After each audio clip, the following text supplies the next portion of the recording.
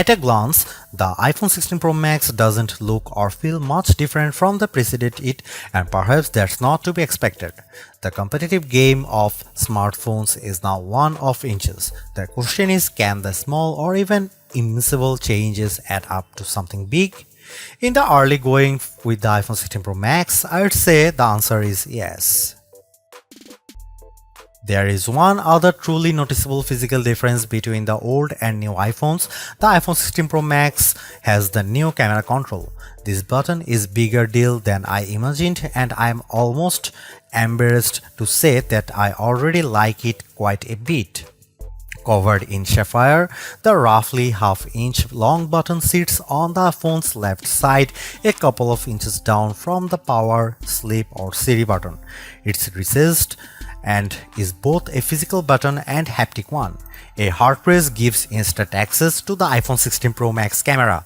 That's nice trick, but of course you could program the action button to do so too.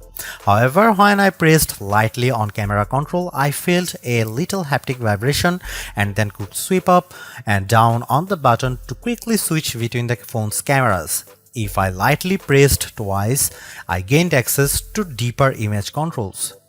Using the camera control, however, was not initially obvious. I was pressing too hard and then not hard enough. It took me about 20 seconds to figure it out. I could use camera control to switch zoom, depth of field and image styles. Oh, and you are not blindly guessing which settings the camera control enables. Every time I used it, a little black cutout appeared on the screen right next to the button to show me every setting and control. Yes, if you hold the phone in landscape mode, it begins to feel like you are using a traditional camera with one caveat.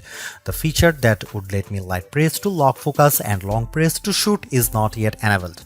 I can, though, always full press to complete taking a photo.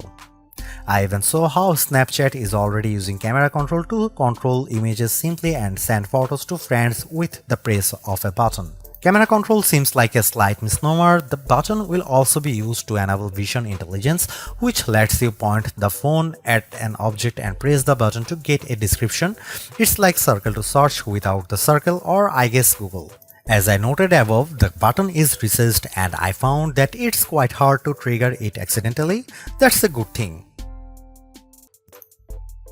Is this the best iPhone Apple has ever made?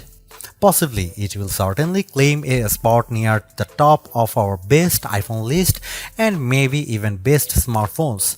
I will offer my definitive take when I finish my full review. Thanks for watching. See you in the next one.